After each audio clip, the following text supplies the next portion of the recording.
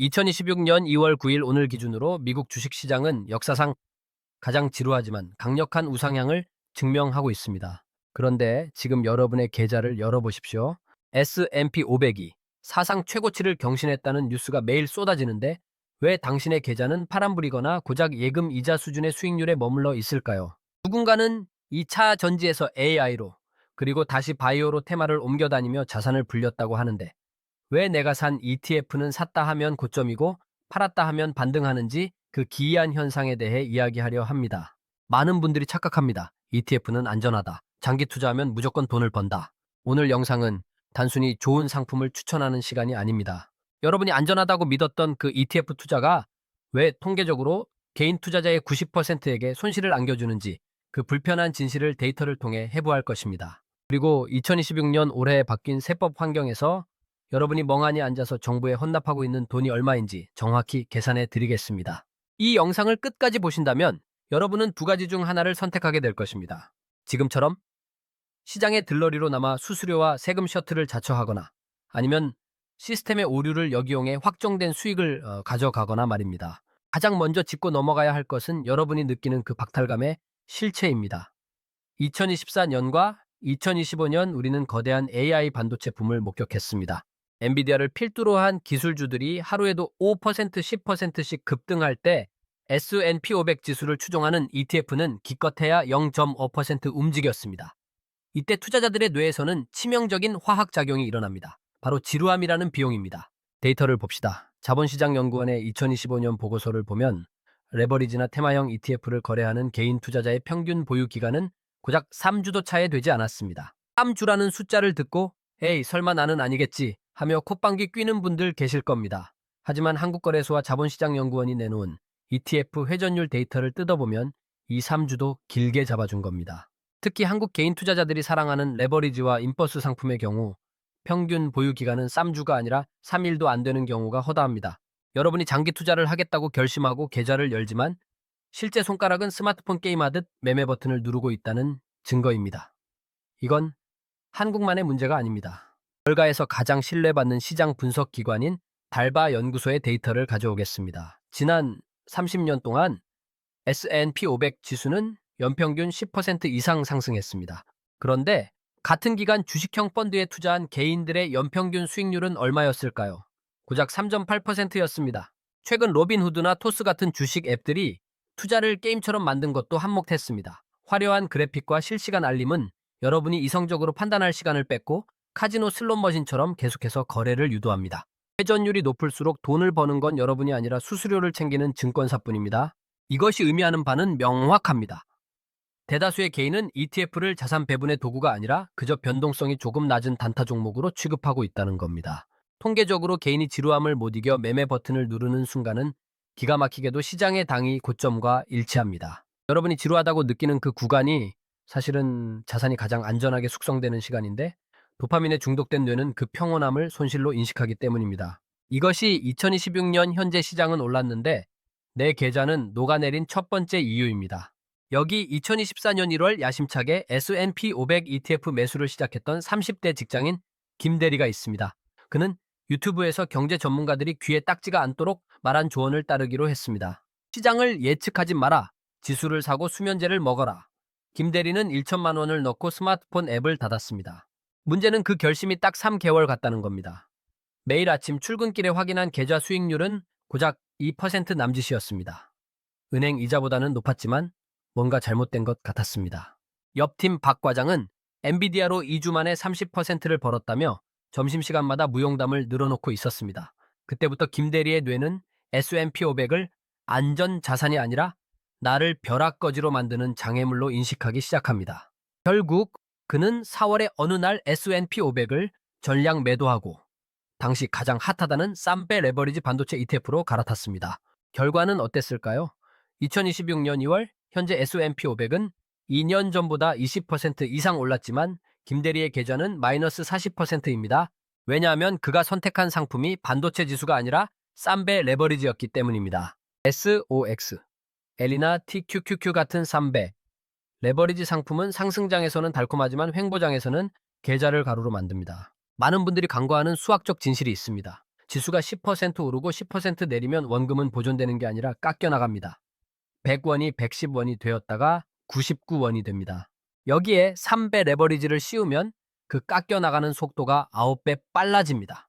지난 2년간 반도체 시장은 우상향했지만 그 과정에는 수십 번의 급등락과 지루한 횡보가 있었습니다. 지수가 옆으로 기어가기만 해도 레버리지 상품은 스스로 녹아내리는 구조적 결함을 가지고 있습니다.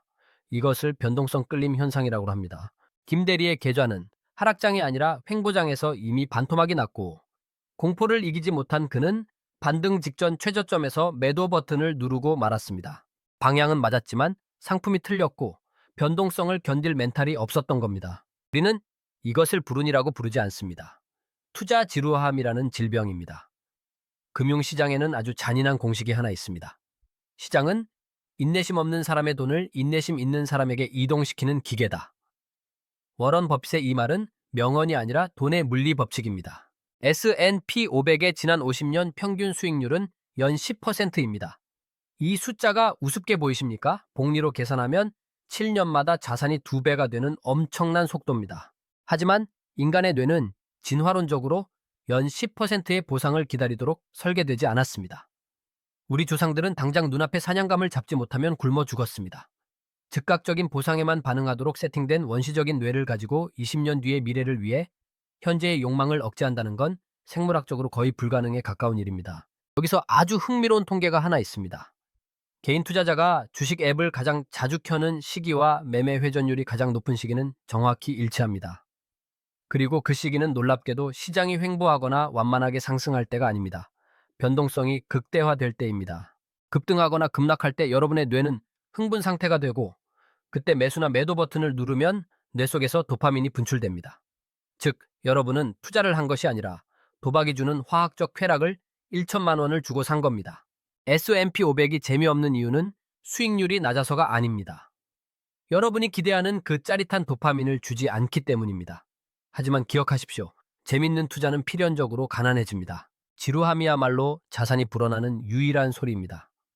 건물이 올라갈 때 시끄러운 소리가 나지만 자산이 쌓이는 건 잔디가 자라는 것처럼 소리 없이 일어납니다. 여러분이 그 지루함을 견디지 못하고 매매 버튼을 누르는 순간 증권사는 수수료를 챙기고 국가는 세금을 걷어가며 스마트머니는 여러분의 헐값에 던진 물량을 받아갑니다. 이 거대한 착취 구조에서 벗어나는 첫 번째 단계는 내가 투자를 하고 있는 것이 아니라 자극을 쫓고 있었음을 인정하는 것입니다. 많은 분들이 투자에서 가장 어려운 것이 종목 선정이라고 생각합니다. 틀렸습니다. 투자의 난이도를 결정하는 것은 예측이 아니라 대응이며 개인이 기관을 이길 수 없는 유일한 지점은 바로 타이밍입니다. 여러분이 스마트폰을 켜서 차트를 보고 지금이 고점일까 저점일까를 고민하는 그 순간 이미 여러분은 패배한 게임에 참전한 것입니다. 2026년 2월 현재 지난 30년간의 나스닥 데이터를 분석해보면 충격적인 사실이 드러납니다. 개인 투자자들의 현금 유입이 역대 최대치를 찍은 날은 예외 없이 시장의 당이 고점이었습니다. 반대로 개인들이 공포에 질려 가장 많은 주식을 투매한 날은 정확히 바닥이었습니다. 이것은 우연이 아닙니다. 여러분이 뉴스를 보고 친구의 자랑을 듣고 이제라도 들어가야 하나 싶어 매수 버튼을 누를 때가 바로 세력이 물량을 떠넘기고 나가는 시점이기 때문입니다. 자본시장은 정보의 비대칭으로 돌아가는 곳입니다. 여러분이 접하는 호재 뉴스는 이미 기관과 외국인이 매집을 끝내고 가격을 띄우기 위해 내보내는 설거지용 전단지일 확률이 99%입니다. 그런데도 여러분은 자신의 감을 믿습니다. 떨어지면 저가 매수의 기회라고 생각하며 물타기를 하고 오르면 더 갈 것 같아 불타기를 합니다. 그 결과 2024년 반도체 하락장에서 마이너스 30%를 맞았고 본전만 오면 팔겠다고 다짐하다가 2025년 반등장에서 본전 근처에 오자마자 전량 매도했습니다. 그리고 그 뒤에 이어진 50% 상승장은 손가락만 빨며 구경했습니다. 이것이 바로 타이밍 매매의 실체입니다. 시장의 수익률은 1년 중 단 10일의 폭등장이 다 만듭니다. 이 말이 과장처럼 들리십니까? 월가에서 가장 방대한 데이터를 다루는 JP모건 자산운용의 가이드 투 더 마켓 보고서를 들이밀어 보겠습니다. 지난 20년간 S&P 500 시장에 그냥 멍하니 붙어 있었던 사람의 연평균 수익률은 9.8%였습니다. 그런데 매일 시황을 분석하고 차트를 보며 기가 막히게 타이밍을 재려다 20년이라는 긴 시간 중 상승폭이 가장 컸던 딱 10일을 놓친 사람의 수익률은 5.5%로 반토막이 났습니다. 만약 여러분이 조금 더 민첩하게 움직이다가 최고의 날 21을 놓쳤다면 수익률은 2%대로 추락합니다. 여러분이 마켓 타이밍을 잰답시고 샀다 팔았다 하는 동안 여러분은 그 결정적인 시비를 놓칠 확률이 수학적으로 매우 높습니다. 시장에 계속 머물러 있어야만 그 10일의 축복을 받을 수 있는데 여러분은 폭락이 무서워 현금화를 하고 폭등이 시작되면 그제야 추격을 합니다. 결국 여러분은 비싸게 사서 싸게 파는 행위를 무한 반복하며 증권사의 수수료 셔틀 노름만 하고 있는 셈입니다. 여기서 더 무서운 숫자를 보여드리겠습니다. 잦은 매매가 계좌를 어떻게 녹이는지 수학적으로 증명해 드리죠. 여러분이 1억 원으로 투자를 시작해 50% 손실을 봤다고 가정해 봅시다. 남은 돈은 5천만 원입니다. 이 돈을 다시 1억 원으로 만들려면 몇 퍼센트의 수익이 필요할까요? 50%가 아닙니다. 100%가 올라야 본전이 됩니다. 손실은 산술적으로 내려가지만 복구는 기하급수적으로 어려워집니다. 이것을 음의 복리 효과라고 합니다. 자, 이제 인정하십시오. 우리는 시장을 예측할 수 없습니다. 그리고 잦은 매매는 필연적으로 비용을 발생시키고 복리 효과를 파괴합니다. 그렇다면 답은 정해져 있습니다. 시장을 예측하지 않고 매매 횟수를 줄여 비용을 통제하는 것. 여기까지는 누구나 아는 이야기일 수 있습니다. 하지만 진짜 문제는 지금부터입니다. 여러분이 아무리 매매를 줄이고 장기 투자를 해도 대한민국이라는 특수한 환경에서는 여러분의 수익을 강제로 뺏어가는 거대한 포식자가 존재합니다. 바로 세금입니다. 미국 주식으로 돈을 벌면 애국자라고 생각하십니까? 천만에요. 여러분은 미국 국세청도 아니고 한국 국세청에 막대한 양도세를 납부하는 성실한 납세자일 뿐입니다. 특히 2026년 올해부터 적용되는 새로운 세법 환경을 모르면 여러분이 기껏 10년을 참아 만든 수익의 4분의 1이 허공으로 사라지게 됩니다. 미국 주식으로 돈을 벌었다고 좋아하지 마십시오. 여러분의 계좌에는 구멍이 뚫려 있습니다. 그것도 아주 거대한 구멍이 말입니다. 많은 분들이 간과하는 것이 있습니다. 투자의 최종 수익률은 매도 버튼을 누른 직후가 아니라 국세청이 다녀간 뒤에 결정된다는 사실입니다. 2026년 2월 현재 대한민국 개인 투자자들은 여전히 서학개미 운동이라는 낡은 구호에 취해 미국 직투 계좌에서 달러로 S&P 500을 사고 있습니다. 어쩌면 이것은 2023년에는 정답이었을지 몰라도 2026년에는 비효율적인 선택일 수 있습니다. 지금부터 그 이유를 수학으로 증명하겠습니다. 여러분이 미국 직투 계좌에서 1억 원의 수익을 냈다고 가정해 봅시다. 기본 공제 250만 원을 제외한 9,750만 원에 대해 여러분은 22%의 양도소득세를 내야 합니다. 금액으로 따지면 2,145만 원입니다. 중형차 한 대 값이 세금으로 증발하는 겁니다. 그런데 만약 똑같은 S&P 500 지수를 추종하는 국내 상장 ETF를 2026년형 ISA 계좌에서 굴렸다면 어떻게 될까요? 올해 개정된 세법에 따라 비과세 한도가 500만 원으로 늘어났고 그 초과분에 대해서는 9.9% 분리과세만 적용됩니다. 계산해 보면 세금은 약 900만 원 수준으로 줄어듭니다. 단지 계좌를 바꿨을 뿐인데 1200만 원이라는 확정 수익이 생겼습니다. 수익률로 따지면 12%포인트의 차이입니다. 여러분이 밤새워 차트를 분석하고 기업 리포트를 읽어도 12% 초과 수익을 내는 건 불가능에 가깝습니다. 그런데 이 확실한 수익을 귀찮다는 이유로 혹은 몰랐다는 이유로 바닥에 버리고 있는 겁니다. 더 무서운 것은 금융소득 종합과세라는 시한폭탄입니다. 미국 직투는 분리과세라 상관없다고 안심하시는 분들이 계신데 배당금은 이야기가 다릅니다. 여러분의 자산이 불어나서 연간 배당금과 이자가 2천만 원을 넘는 순간 여러분의 모든 금융소득은 근로소득과 합산되어 최고 49.5%의 세금 폭탄을 맞게 됩니다. 더 끔찍한 건 건강보험료입니다. 금융소득이 잡히는 순간 여러분은 직장 가입자라 하더라도 건보료가 폭등하거나 피부양자 자격을 박탈당해 지역 가입자로 전환됩니다. 숨만 쉬어도 나가는 고정비용이 몇십만 원씩 늘어나는 겁니다. 하지만 이세 계좌에서 발생한 소득은 금액이 얼마가 되든 전액 분리과세입니다. 즉 10억 원을 벌어도 금융소득 종합과세에 포함되지 않고 건강보험료 산정 기준에서도 제외됩니다. 이것은 정부가 자본시장 밸류업을 위해 내려준 합법적인 탈세의 동아줄입니다. 자, 이제 상황이 명확해졌습니다. 우리는 시장을 예측할 수 없기에 S&P 500 같은 지수 투자를 해야 합니다. 하지만 지루함을 못 이겨 자꾸 매매를 하다가 망합니다. 그리고 운 좋게 버텼다 해도 세금 구조를 몰라 수익의 4분의 1을 날립니다. 그렇다면 답은 나왔습니다.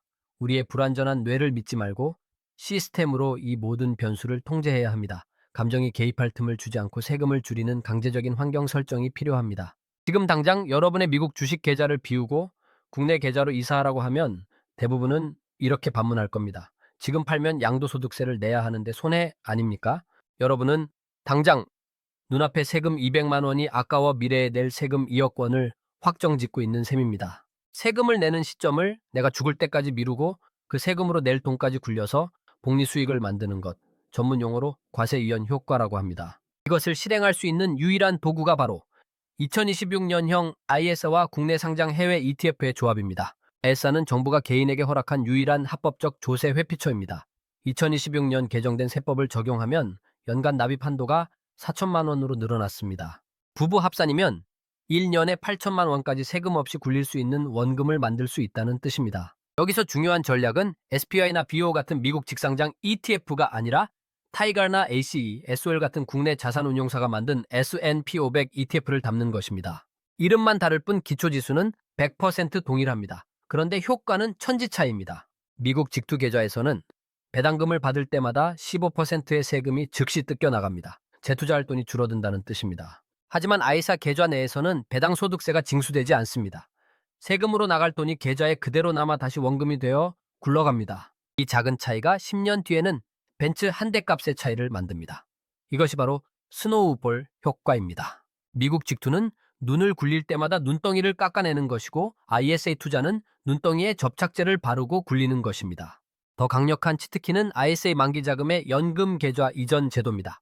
3년 의무 가입 기간을 채운 뒤 만기 자금을 연금저축펀드나 IRP로 옮기면 이체 금액의 10%, 최대 300만 원까지 추가 세액공제를 해줍니다.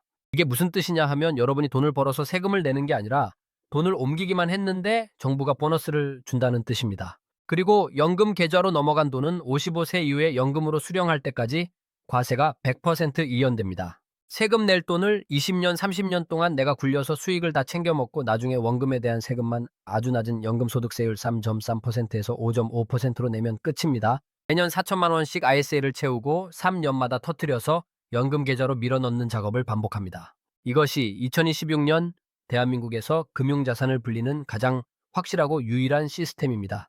하지만 여기서 끝이 아닙니다. 계좌를 세팅했다 해도 여러분의 손가락은 여전히 문제입니다. 아무리 좋은 시스템을 갖춰놔도 시장이 폭락하면 매도 버튼을 누르고 싶고 폭등하면 추격 매수하고 싶은 본능은 사라지지 않습니다. 그래서 우리는 의지력을 믿지 말고 전산망을 믿어야 합니다. 마지막 퍼즐은 여러분의 의지력을 0으로 만드는 것입니다. 인간의 의지력은 배터리와 같아서 아침에는 충만하지만 퇴근길에는 방전됩니다. 지친 뇌는 판단력을 잃고 충동적으로 변합니다.